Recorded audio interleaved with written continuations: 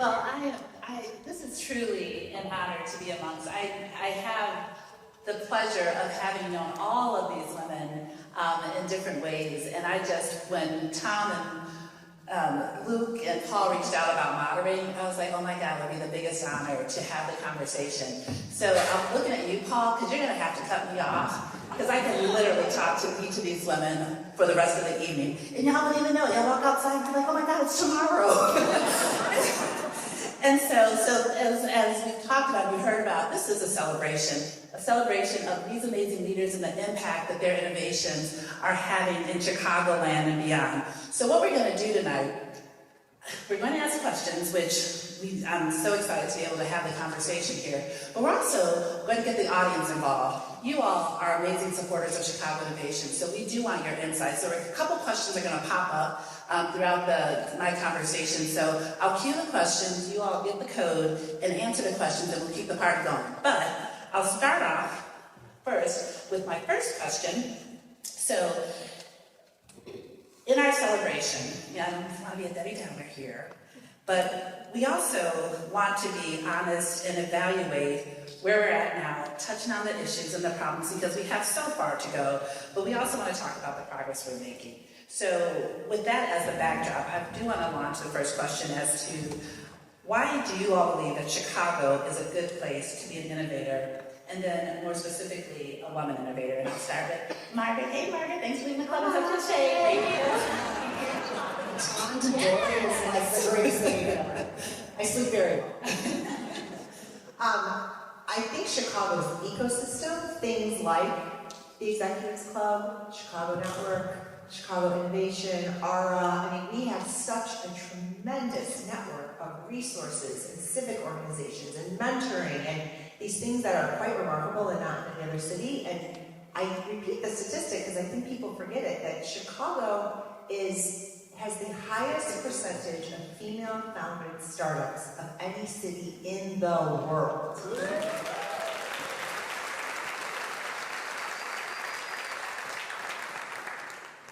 Yes, well, I would double down on what Margaret said. I would say it's an ecosystem of these amazing organizations that creates this connectivity across the city, but it's also the entrepreneurial resource organizations that support small businesses, and then the available capital.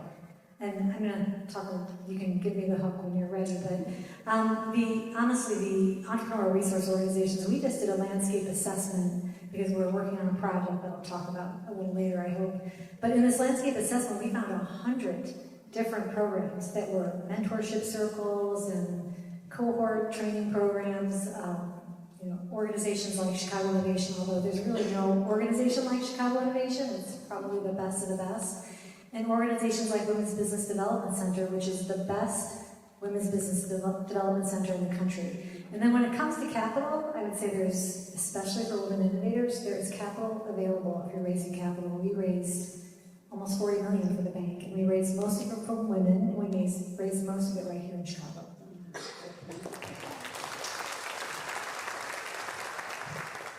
I think that Chicago is like a city of hustle. I was an entrepreneur when I was 12 years old, running a candy store out of our basement.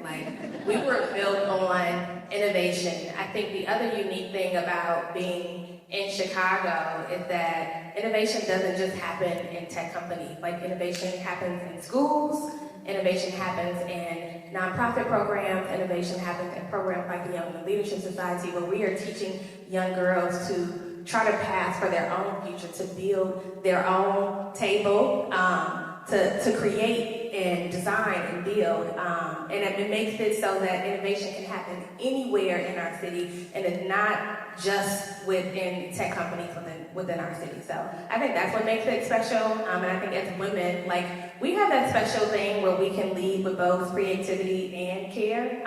And that care piece is very important. We have some really, really great emotional intelligence. We have all the things which make us uniquely positioned to be innovators. And this state of women from Chicago definitely tells that story for us. Thank you. Well, it's hard to follow all of that. So I would say amen to all of that and more. What I care to share about Chicago is I still feel like we're the best kept secret around being a tech town, being a place where innovation happens because of the scrappiness that is our existence. We know how to create something from very little or nothing, which is a very important, I think, skill for innovation because it makes sure that you are creating something for a need, a true need, versus something that's just sort of nice to have. And as a woman entrepreneur myself, I found Chicago a wonderful place to also raise a family. We have to do all these things. I became the meat in the sandwich. Y'all know what I'm talking about? You know, took care of my mom and had little kids and started a business and all of that I was able to do here and more. And I'm really proud to say that we are a place that represents what is the true American spirit around creating a business. And I'm happy to say that we're the place where the women are leading the way.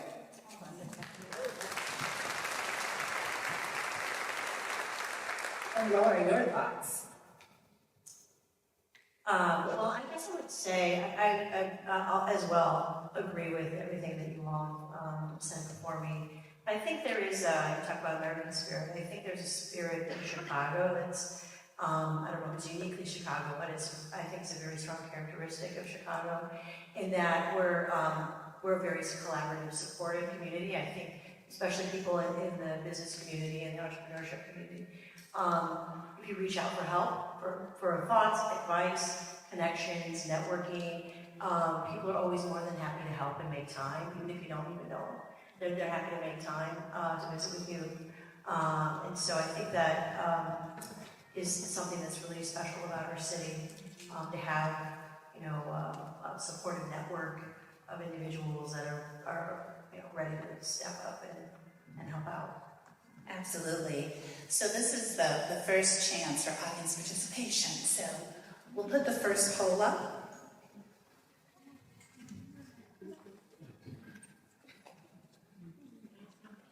Perhaps. Well, I'll read it and you'll be thinking about it so when it comes up, you'll be ready. So which of the following barriers has most limited women's advancement in your industry? Lack of mentorship, gender bias and stereotypes, unequal access to capital, underrepresentation in leadership roles, or other? I'll give it a minute or so. We're happy.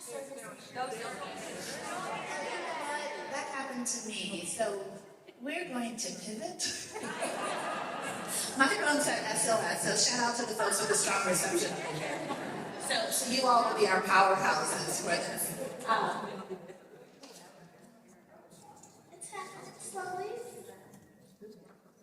Yeah, give it another second. Well, I think regardless if everyone else did vote, we would see that underrepresentation in leadership roles is absolutely the primary reason. You can see the others as well, but it seems like by far that the underrepresentation is part of the one of the barriers that are limited advancement in for women. So more work to do there. So are we good with the questions? I'm not sure. I don't want to deny anyone their opportunity, so we're good. Okay. Thank you. So Laura, let's start with you. So we're seeing more women rise up in the male-dominated world of sports. And I have to be honest, all of you are in very heavily male-dominated spaces.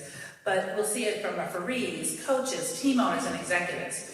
But it's still tremendously lopsided. So what do you make of the progress to date, and what barriers have proven to be the hardest to push through? Well, I think the progress to date has been painfully slow and incremental, but there has been progress, and you can see a momentum and a building momentum with progress within women's sports or the sports industry in general. I would say, one of the biggest issues we have, which is cited on that, is the same as in any other business, in any other industry, and that's a lack of women in leadership roles. I would also say that when it comes to ownership, I think there obviously there's a barrier to just access to or invitations to become investors or become owners. in professional sports organizations, which is one of the reasons why when we became stewards of the Stars, we really we were very intentional about putting together a female-led ownership group and a diverse local female-led ownership group, most of whom have never had the opportunity because they just don't get that kind of access to those deals. And I'm feeling, how important it was, but then also, the amount of capital that's required. But understanding, especially for women's professional sports, it's really important, to me at least, that women be a part of the ownership group, and that it's at that level you use that platform to not only promote women playing the sport, but also women who own the team, right? And so to be inclusive in that regard. No, I appreciate that, and I love that you own all the sports. All the sports. The big ones, you own the big ones.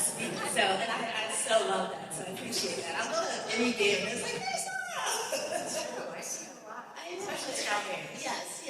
That's one of the amazing things about the Sky, right? You go to a game, and because it's inside, because it's like that kind of, the Wintrust Arena is kind of, really a nice, cozy, kind of perfect venue for that.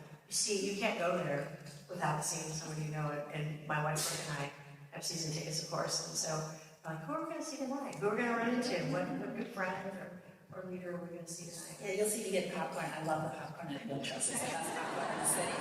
If there's an innovation board on that, Wintrust should get the best popcorn.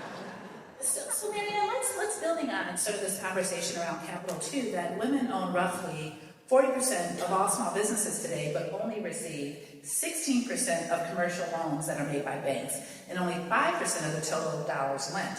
So this speaks to why we need First Women's Bank. But can you talk about the work that you're doing on the gender lending gap and why it's so important to help close it? Absolutely. So we talk about this all the time. The women's economy is an incredible growth story. Women have been leading an economic revolution in this country for decades. And as a result, women are opening businesses at twice the rate of the overall economy. And so we're reaching parity. We're at 40% of ownership of all businesses in the small business economy. The part of that story that doesn't get told enough is the role that women of color play in that growth. Women of color own 50% of the businesses in the women's economy. And I was at the SBA for years, and I never knew that statistic, and that's crazy. That's a powerful number. Women of color are also responsible for the exponential nature of the startup growth. So it's a really great story.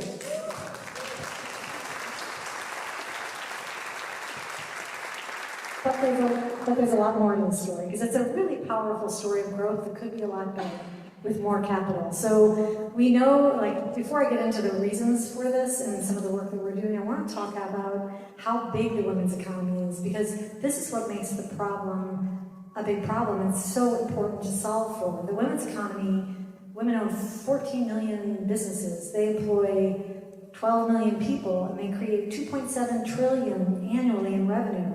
So imagine if this part of our economy, which is so important, was not starved for capital. Because they're receiving 5% of the dollars lent, and even less when you look at equity financing. So it's a really big economy. If you could double that or triple that, imagine how big this economy would be with that level of capital running through it. So let's talk really quickly about the drivers of this problem and the work we're doing to change the behaviors and to change things. Right now, women are starting businesses at twice the level of the overall economy, but once they're established, they're not leaning into growth as much as they could. And if they did, they would lean into financing for that growth. So that's one of the reasons for the gap. And we are traveling all around the country talking about this issue, helping women to think about risk a little differently, because there is risk in growth for sure. There's also risk in not growing your company. So we really have those conversations all across the country in a lot of different settings. Now, there are women that do access capital, and very frequently they're accessing the wrong kind of capital. We know that with women with very small firms are often using their personal credit tools to launch those businesses, and men do this too, by the way. But women stay with that strategy for far too long. If you go to the other end of the spectrum, women are leading really large, rapidly growing, successful businesses, and they're over-exercising equity financing. So it's important, often the only tool that you can use when you're launching a business is to raise capital. We did it. But at some point you cross a threshold of profitability, and there are many other options available, and women are holding on to equity financing too long, and we know that because when you look at the numbers, women own 48 cents of equity in every dollar of their male counterpart. So we work to change these behaviors, and then I'll just say one more thing. Women that do go down the path for financing from banks, there's an enormous drop-off rate. And one of the reasons for that is women I like to make informed decisions. And so they're looking for consumable information, a lot of information, and when it's not available in a way that they wanted or needed, they often disconnect from the process. So we've created a really information-rich, consultative approach, and we also work really hard when a woman comes to us for lending or man, and we're not the right bank for that. We connect them to the next best option, because the other thing that happens is that women will get a no, and they stop. There are thousands of banks out there, and we all have different credit appetites. So that's some of the work we're doing. The gap is very, very real. The solutions are layered and they're complex, but they're there, and we are dedicated to closing this gap. Love it.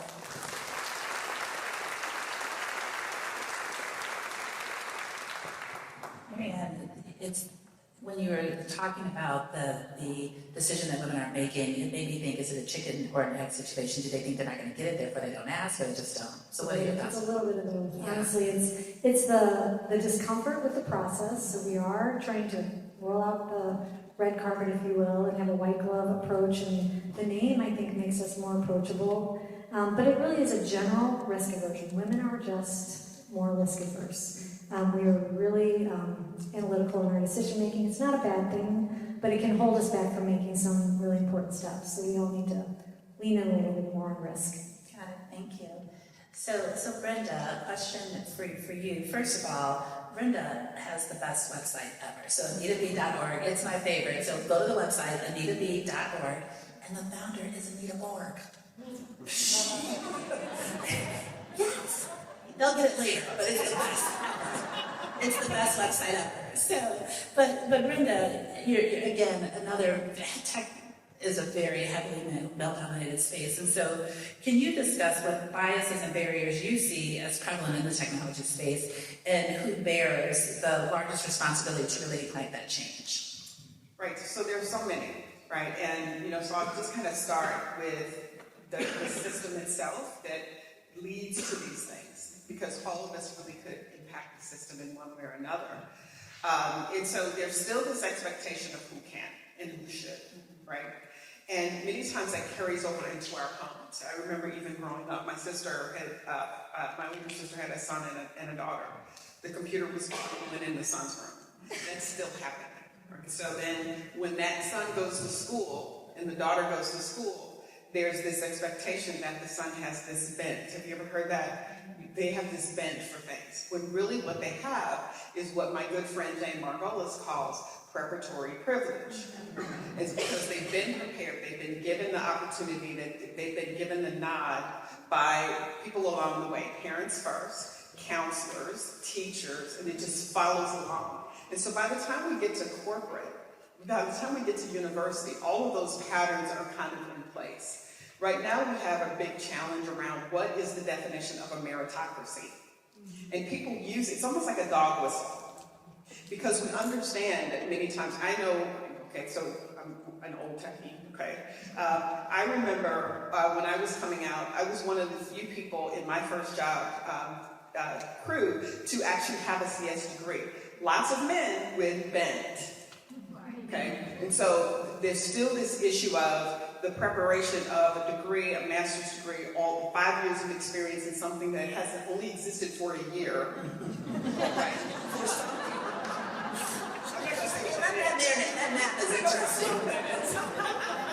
Right? But in terms of, for the men, it's like, go out there, he can learn it, he can do it. Another challenge that I've seen with some of the companies that we work with is that they will find that we are great workers, we're good at what we do, and so then we get stuck. I can't promote Sally because I really like what she's doing. Whereas Jim, he's got a future coming, he's one, right? And so that sort of culture that's really like 30, 40 years old still is prevalent in our universities, it's prevalent at work, and so in terms of the question about whose job is it to change it, it's all of our jobs, right? And so it's about exposure. If you don't have exposure to other people, and we can talk about that beyond gender, then you're left with the assumptions and the stereotypes. And until you get out and you expose yourselves to where the innovation actually happens. So one of the things we do in our organization, we have a set of awards called the Abby Awards. And what we do is we lift up the contributions of women who are doing amazing things. And one of the things we don't do as women is we don't tout ourselves enough. We don't shout. You know, we've been taught little girls don't do that. You're quiet, and that stuff carries in as a bias as well. And so when we talk loudly, we're normally like, it's not a positive for some of us. So we put these awards together so that not only do we give credit to those who have done amazing things, who really have created a lot of the tech that we all depend on. Like, for instance, Gladys West. Does anybody know who she is? You should, right? If you don't, if you use your GPS anytime in your life, you can thank her for it. But there were 2 pictures of her until we had an Abby Award winner who actually did the research to show her work. There was one she was going to church, and the other where she was actually doing her engineering and math job. And so one of the things we could do is actually stop thinking that everybody's a first, because a lot of the tech that we depend on was created by a woman years ago. Grandmothers, great-grandmothers. Do the research. History is really, really important. Don't believe the okie doke. Okay? It's beyond who can. So one of the things that I did when I was working for the district here, created an initiative called Computer Science for All. And as I was going around to schools talking about why everybody should, they would look at me like, well, why do you know about that? And I was like, well, my whole career was in it. But what I looked like was a barrier, right? So we created this t-shirt that said, this is what a computer scientist look like. And we gave it to the teachers. And I still wear them. And I'm standing in line at the airport, and I still get these. So the barriers are still around who can and who should, but I want to leave with one last story. It's so important to understand in tech. My belief is that the highest and best use of tech is in the service of people. And the best people who can serve people are the people who understand the problems because they've had them. They can create the solution. And I can give you so many stories of amazing women who have done, and who are what people would call aged out, or who were too young, or whatever, too something, who actually solve problems because they have been in the midst of them. And so what we can all do is like drop our barriers to understanding who can, get past that picture, and really open our minds to who should.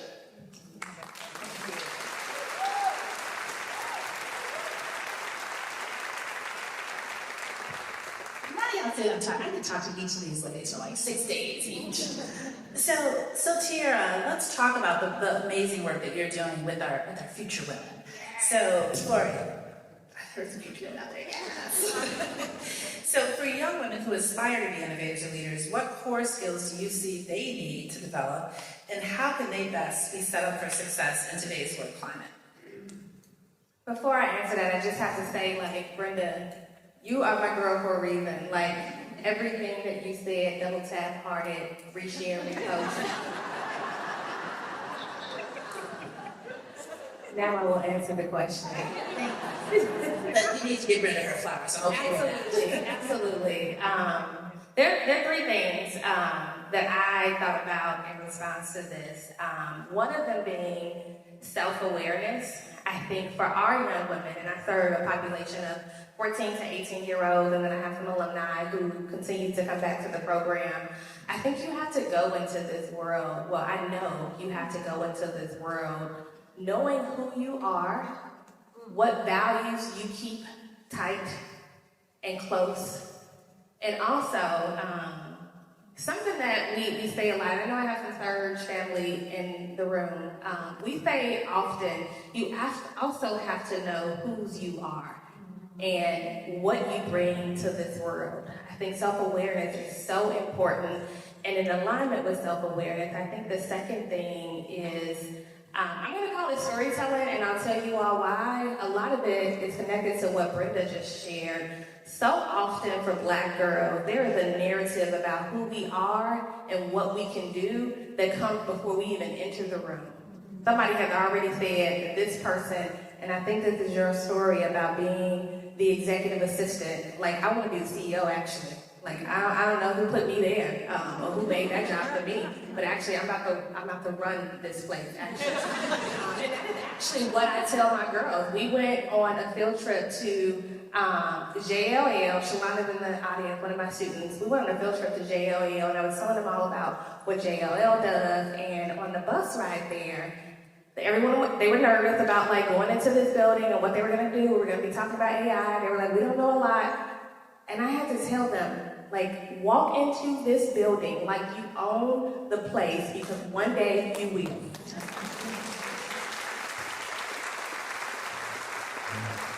So that storytelling piece is so important, because if you don't create your own story or your own narrative, those biases and those stories that exist about you will take heed. People will take heed to those things. And the last thing I'll say about the core skills is strategy. It's not enough to just have really, really great ideas. Like, you have to have business acumen. You have to know the ropes. You got to know how to lead. You got to know how to execute. You have to know how to build community, and really run your thing and grow your thing. So that strategy piece is equally important as having the really, really big idea. So those are my three things that I think that for our young women, and the things that I instill in the young girls that I teach: create your own path,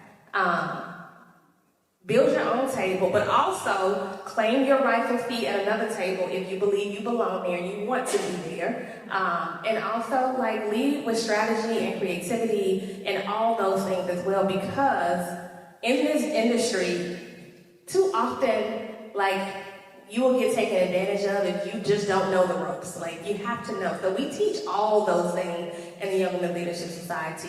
Yes, we talk about leadership development and we do mentorship, but also, like, you're gonna go into this building in this place and you're gonna, like, lead with purpose, and also, like, you're gonna know what you're talking about, because we teach those skills in our programming. Wonderful.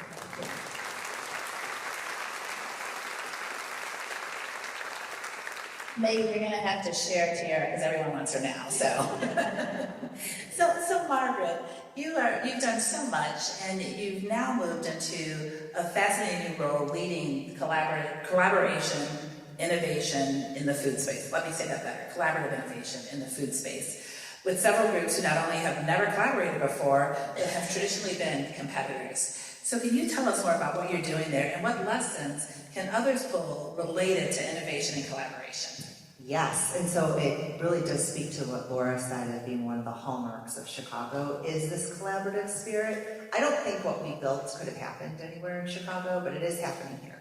So I work for a, bear with me, very mission-driven private equity firm. I know that sounds crazy, but they really are. We make a lot of money for LPs, but we are also trying to transform the food supply chain, making it healthier, safer, and more sustainable. And the founder had this vision of transforming the food industry, and how could our little private equity firm do that? And so we just hosted a dinner and said, well, maybe some people will come. And they all came. So we had CEOs, presidents, and then the chief innovation, chief R&D officers of basically every Chicago food and ingredient manufacturer is now part of this. And all we did was host a dinner. And they shared with us after the dinner how remarkable that was, because they met their competitors. I remember at my table, I had the COO and Chief R&D Officer of Conagra, and the Chief R&D Officer of Kellanova, and they're looking at each other and said, I can see your office from my window. We've never met. And we are trained to so fiercely compete. We would never have met if not for this dinner. And there are so many things that the industry is going to need to do together. None of us are able to do it alone. We need to start collaborating. And so from that dinner grew an advisory board, from that grew a membership organization, and now we host 3 summits a year. And its mission is to work on shared challenges that are not competitive, that is going to require innovation and collaboration to come together and to solve these. And we're still building and flying the plane at the same time, so they are going to come up with something big that they work on, but it's probably going to be something around trust, food insecurity, like all of these things are just big, big issues. And so the big lesson learned is that there are these pre-competitive things, and that tides raise all boats, and that it is going to require us all to start working together. We cannot do these things on our own, and there's so much that we may think it's a competitive advantage, but honestly, it's in all of our best interest to do it together, because together we go farther. And so it's a remarkable story right here in Chicago, and food, we're the epicenter of food, and I just think it's a really great thing that's happening. So when you see all these food executives, know that they are really working together to do something transformative. Wonderful.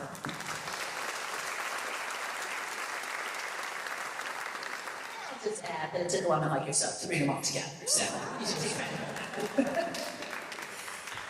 So Laura, thinking about innovation in sports, it's so fascinating because we really see sport as a reflection of culture. So how do you see the sports world evolving beyond the field, and where do you see the biggest opportunities to drive social or economic impact through sport? Well, let me just tell you that I see sport as a platform for equity and empowerment, and particularly for women. And it has always been something that has broken barriers for everyone to think about people. And so when I look at, for example, women's sports, I see that as being really key to doing some of the same things that all these women up here are doing, and that's part of why I'm so passionate about it. It's something that's important to me. I have a career in sports. I've learned a lot about through our family stewardship of the Cubs of what it means to professionally resource and run and manage a professional sports organization. Then I'm also a bit of an entrepreneur. And what I'm really super passionate about is equity and empowerment for everybody, especially women and people of color. And I think that for me, women's professional sports hits that sweet spot among all those things. And it also, when young girls and young boys see, or even old girls and old boys see, like the amazing talent and athleticism of women and their competitiveness and their drive, and it is powerful, and it changes the way they think about them. And maybe it might change the way they think about them in the workplace outside of sports. But I also know that it's no accident that just playing sports is, you learn so much.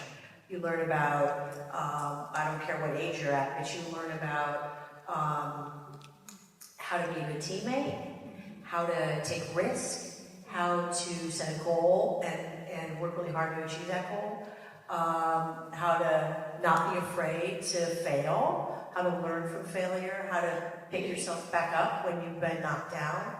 And it's really no coincidence that I think it's something like 90% of all women in Fortune 500 companies, C-level positions have played sports at one point in their life. So it teaches you not only how to be a good teammate, but how to be a good leader. And also we see like specifically when girls see women playing sports, they're more likely to play sports. And when they play sports, they're more likely to learn a lot of these lessons and be prepared for a future career in whatever industry they decide to enter. But also, they're more likely to stay in school and do better in school, especially high school girls. They're less likely to have unwanted pregnancies. They're have better mental health outcomes. They're less likely to fall into substance abuse. So these are all things that ultimately lead to them becoming more educated, becoming more empowered, and making more money. candidly, in their careers. So I see it as like a much bigger picture than the game on the pitch or the game on the court. Although I love that as well, but it has such broad reaching cultural, economic, societal ramifications. And so that's why it's incredibly important that we support women's sports in whatever way, shape, or form, whether you watch it or buy tickets, watch it on TV, or encourage your daughter or other youth or coach, because it's just tremendously impactful and empowering. Oh, that's wonderful. Thank you both. So I have to say, my husband coaches middle school boys and girls basketball, and he's always like, the girls are far better listeners. and they really like take the game seriously. He's like, the guys have been doing whatever, and he's like, the girls are focused. Well, I have to tell you, I've heard that in women's professional sports as well. The coaches that coach women's professional sports, and men who are coaches, like, why are you coaching women's professional sports? And they told me, well, I've coached men too, but I've really been touched by, first of all, women make a lot less money. There are a number of reasons for that, but they make a lot less money, than the men play. But they work harder, they strive more, they are more dedicated, and day in and day out. And it's just for the achievement, their own personal achievement and the love of the game. And of course, they need to be making more money too. But it's interesting that they're more coachable. I've just been told they're more coachable because they want to get better, because they put so much themselves into it. So and they don't take it for granted. Well, I'm sorry. I really appreciate how you really see sport as a platform. And Marianne, I know you've reached into the world of sport to connect folks with the bank, like Billie Jean King and Allison Felix. Can you talk about why you were very explicit in making those connections? Yeah, well, we don't have hard data around how many of our entrepreneurs are athletes, but there's a strong correlation between women athletes and leadership and what you need to be an entrepreneur, all the things you need to be an athlete. You need courage, you need to overcome your fear of failure, which you learn on the field, I think, often. And you need that stamina, because there's nothing harder than being an entrepreneur. I'm in rooms constantly. In fact, last night, we had one of our clients on the stage with some of our amazing team members on a panel. And she was talking about, like, I work overnight for 7 years. And it's just like the stamina that you need is really similar to the stamina that you need as an athlete. So we were thrilled when we were able to get Billie Jean King. She's a significant investor in the bank, but she also agreed to be a strategic advisor, because there's really no better example that we could put out there for women other than maybe Allison Felix, who also agreed to join us. So we're super fortunate. We're always looking for incredible women like that, especially athletes that will stand with us and help us promote the mission at the bank. Yeah, and both of those women athletes are very much taking on leadership roles and advancing what they're doing on the business side and in support of women. So that's wonderful. They're both entrepreneurs. It's incredible. Yeah, my safe shoes are the best, the most comfortable, so I appreciate that.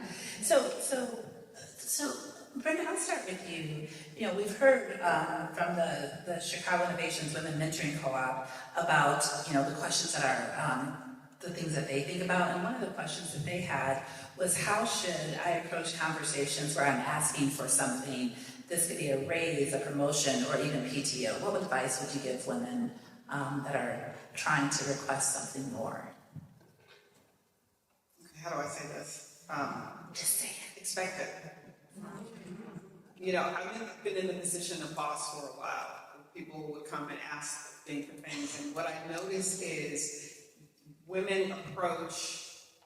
most women that I've had approach it with a fear of being rejected. And I think I heard that conversation here about people giving up on funding because they either are used to being rejected or they just fear being rejected. And there's a stat that says that women will not apply for a job unless they are sure that they can do 100% or something close to that, where men it's more like 40 or 50%.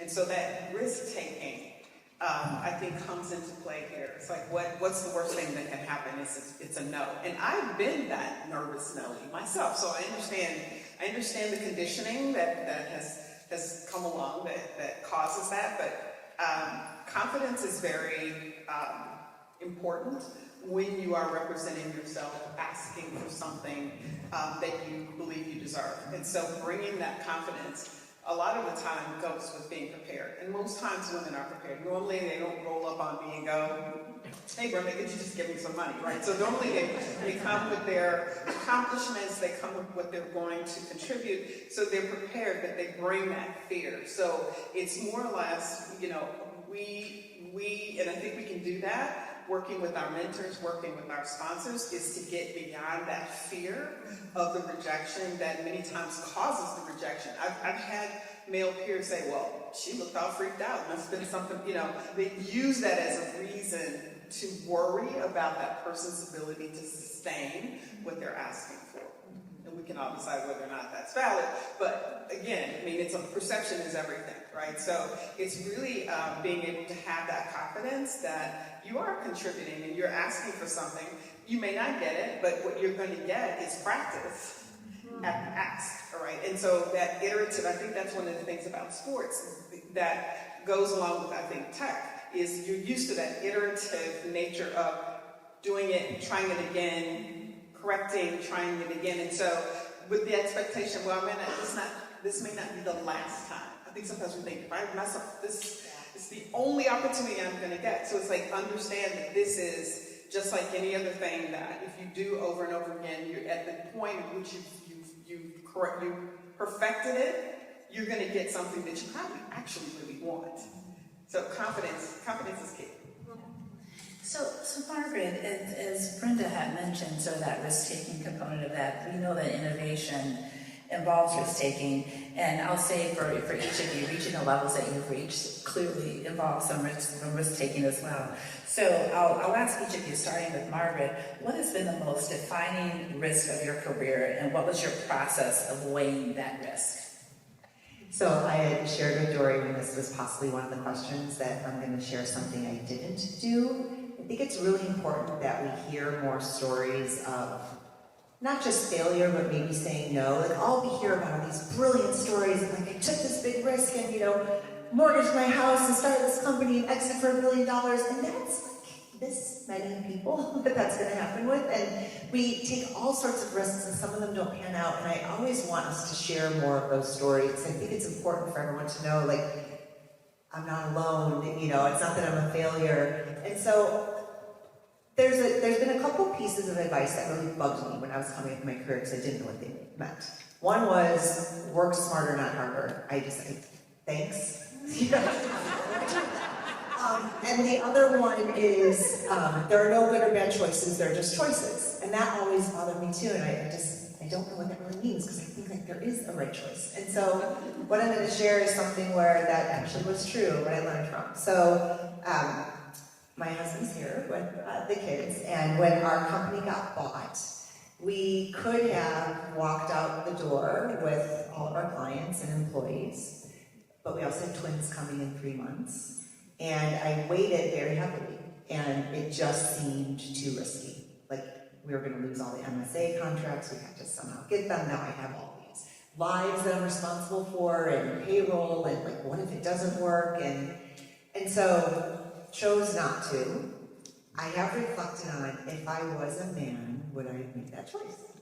I don't think men think much about their twins coming in a few months, and that's why I can't go buy this business. But yet, as a woman, that really felt like a burden to me. So, lots to be learned about gender there. But then, this idea of no good or bad choices, just choices, it goes back to, there's the great play by Voltaire, Candide, which is Cultivate Your Garden. And whatever you pay attention to will grow. And so that's what I finally came to believe, that there are no good or bad choices, just choices means, is because whatever path you take, if you just love the heck out of that path and like live it and nurture it, that will be the best choice, because it's going to be the one that you pay attention to. And so if I had started that company, who knows? It could have failed, gone under, but I never would have been the CEO of the Executives Club of Chicago. I never would have handed the baton over to you. I never would be in the role that I'm in now. So it's just unknowable. And so that's how I think about this. It's, just make the choice that's right for you in the moment, and it's okay to say no to some choices. Thank you, Margaret. I'm so glad you made the choices that you made. So Marianne, how about you? Right, I'd say by a long shot, the largest risk I took in my career was agreeing to lead the launch of the First Women's Bank. And I didn't make that choice right away. I had to do some pretty deep soul searching and get comfortable with the risks involved. Because of the regulatory nature of a bank, if you get it wrong when you're launching a bank, there could be very real personal financial and legal consequences. So I had to get comfortable with that. And that took a minute. And then I had to get comfortable with the normal fear of failure that I think we all have when we're doing something really large. But I did get comfortable with it. I'm so glad that I did, because what we've achieved here is exceeded my wildest imaginations. The team that we've built, the community that we've built, the global sports and celebrities that have come to join us. It's been amazing, and I think that getting comfortable with those fears and going through that process has made me much better at my job, because every day, that's what we're doing with women. We are counseling them to overcome their fears and take the plunge and grow their businesses. Okay, thank you, Marianne. Tiara. So if you know me, you've heard this story before. I spent a good deal of what I'm calling now my best years leading at Chicago Tech Academy High School. It's where YWLS was born. I was there for 12 years, and I made a decision to leave. And at that point, I knew how to run a school. I knew how to lead a school. The school was in really great shape. Enrollment was up, financials was great. Everything that could be going for a public charter high school, they could be going good, was going good. Kids were doing great, all the things. Had a good salary. I liked my staff, liked most of the students, And I was like, I've been here so long. This is the only thing on my resume right now. I'm going to get in my own way, of my next thing, because I haven't had opportunities to grow. I was very comfortable at Chicago Tech Academy. I loved it. I could do all the things in my sleep at that point. But I knew deep down that it was time for me to take a pivot in my career and do something different. And the risk for me was finding another place that I loved. That was it. I loved the work that I was doing, and I loved the school. And I was just weighing, will the next place I go give me that same sense of fulfillment, bring me that same joy? Will I still be able to impact youth? And despite all those things and how heavy it weighed on me, and I left in the middle of the school year, which if you're a school leader, you know that's a big no-no. But I did it because a really great opportunity came up for me at Surge. And I joke with Chi Tech's board and tell them that they helped me find my next job because they paid for me to do the Surge program. And then I fell in love with Surge, and then Surge hired me. And all the things, but that was a really big risk for me because so much about my work at that point was about joy and community and connection and all those things, and I had it there. I wasn't leaving or running away from anything. I just knew that as where I was in my career, I needed to grow and I needed to develop, and I needed something else on my resume beyond being a school leader for 12 years. So that was a risk for me. Happy to say that risk turned to be very much so a reward. I've been with Surge now for 3.5 years, just promoted to Chief of Staff. It's doing really amazing things. So today I can say I'm happy about that decision, and the reward definitely outweighed the risk. Thank you. So Brenda and Laura, we'll close this amazing panel with you all from a risk and how you weigh that risk. I just want to say I got to watch Tiara take that risk, and I know the amazing heart and soul that she put into the work at the school and how important and how integral she was. And so I think many times as women, we also think about the hole that we will leave when we go, and so that's part of my risk. So as some of you may know that know me, I was at Chicago Public Schools for 8.5 years. I showed up there having been one of those statistics that I want to share with you. So tech women still leave tech at 35. That's the average age when they leave. And so what we're trying to work with is how do we get that stickiness, because it's very important for leadership, the leadership track, for that not to be the case. But as I shared, I was the meat and the sandwich, and then I had also recently become a widow, and so I was working in the system trying to change ed policy, and we were successful in doing that. We were the first district in the country to actually enact a new graduation requirement in like a century. Right? So we have a CS graduation requirement, so every student has to graduate with at least one course in CS, and I was in the midst of that. We got the graduation requirement at 16, but the first class wouldn't graduate until 2020. And I was like, I'm going to be here, I'm going to make it happen. All these things that needed to come into place. There were so many things. And I'm working, I'm raising 4 kids, I'm doing all these things. And then all of a sudden, the opportunity I have now came along. And so I'm going to tell on myself. I was one of those women who didn't have that bravery. So, I was working with the Obama White House, which was doing amazing things around the same type of initiative. And I was actually coming home, I was standing in the airport, and I look at my phone, and there was an email from a headhunter that said that Megan Smith, who was his CTO at the time, had thrown my hat in the ring for this job. And I was like, what? What? And it took me 6 weeks to answer his email. And then when I did, I argued with him for another 2 weeks. Why would they want me? I don't understand what's going on. It's just like the Stooges, okay? It's ridiculous. It's ridiculous. And, thankfully I had a couple really good friends and colleagues who were like, I'm going to ever speak to you again if you don't listen to this thing. So, but at the time we weren't finished yet. It was 2017. We hadn't seen those students graduate. We still had so many things to do. But here's what I heard in my head. I had told all the little girls that I was encouraging to get into, to take computer science courses, if you do this, there's not going to be anything that you can't do. You're going to be a creator, you're going to innovate, the world will be open to you. And what I heard was, Mrs. Wilkerson, you told me that the opportunities would be there for me, but they were not. Because I remembered my own career. And so I made the leap and thought I would come over to the other side of the ecosystem and work to make sure that those barriers went down for women that are in tech, that want to get into tech, and who need to stay in tech. Yeah.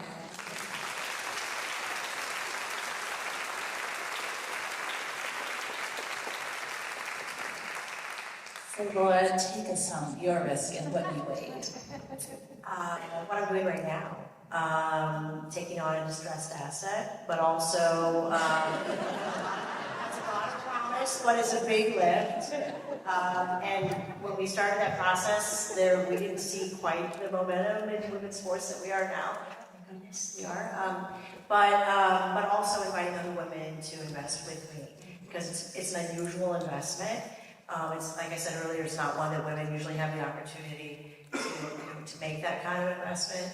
And knowing the heavy lift that this particular club was, and all the work that it was going to take, and potential capital calls, and things like that, but also for the players on the pitch, they just knowing they deserved more than they were getting here. That the club itself deserved, really hadn't had its due here in the city of Chicago, and I just couldn't resist that. I just couldn't resist that, knowing what could be, but knowing how much work it would take, and how I wanted to do it was be more inclusive of other women investing, and what that might mean. So, but don't regret it. One second, don't regret it. Someday I question myself, wow, this is a lot of work. And I wasn't working that hard before. My wife said, I don't think you've ever seen me working this hard. I don't think I've worked this hard since I was a young associate at a big law firm. just out of law school, but super rewarding and all worth it, I'm sure. Oh, thank you. I'm so glad you do.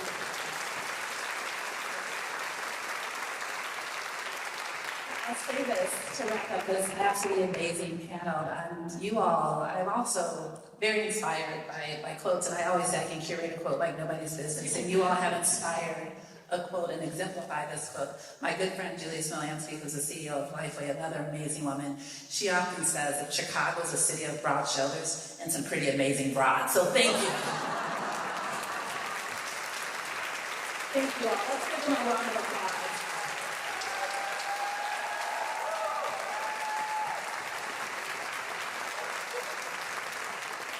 And I also want to say thank you to you, Dorri. Great job leading this discussion.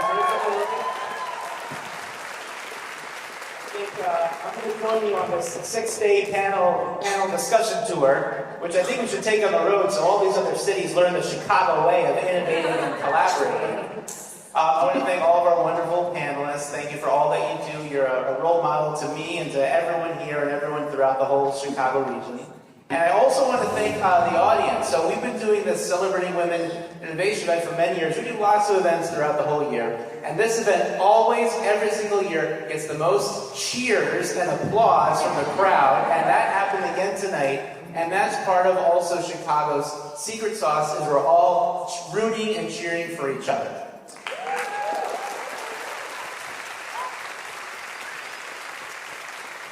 So let's keep that spirit alive. We hope to see you at some of our upcoming Chicago Nation events or in galas on August 7th. We hope to see you at future events. You can become a Chicago Nation member. And also, please tell a great woman you know to nominate for the Chicago Nation Award so we can celebrate more great stories here in Chicago. And the last thing I want to say too, the networking reception right after this, the bar is still open. We've got food, a great chance to meet our panelists, our honorees, and each other. We were very intentional about the networking reception. You might have noticed that besides just tables for food and tables for drinks, there were tables for organizations. They're doing so much to drive women-led innovation in the city. I just want to recognize and thank all of them. The Chicago Network, Women's Business Development Center, our 1871 Tech Rise Next Group, Young Women's Leadership Society, AnitaB.org. I love that it's Anita Borg. It's AnitaB.org. It's so creative. Hustle Mommies, Shyway Khan, the Josephine Collective, First Women's Bank, the Illinois Women's Business Collective, and the Professional Women's Club. Please meet all of them because they all have a lot to offer, and I think that's what makes the city great too, is the resources and the talent that is here. So thank you all for being a part of another wonderful event. One last thing to go on. Hold on. I just wanted to say what an amazing job Chicago Innovation does, and they have done so well and been so thoughtful about the right women partners, but these microphones are sure mics, and they're also led by a woman-led CEO. So I always pronounce her name wrong, so Margaret can say it for me. Chris Shavink. Chris Shavink, a woman CEO for sure. So thank you, Luke. Thank you all. Have a great rest of the night.